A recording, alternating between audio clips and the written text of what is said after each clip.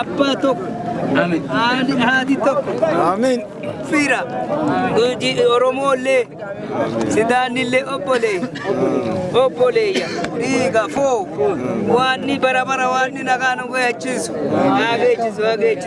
Salami kerihun.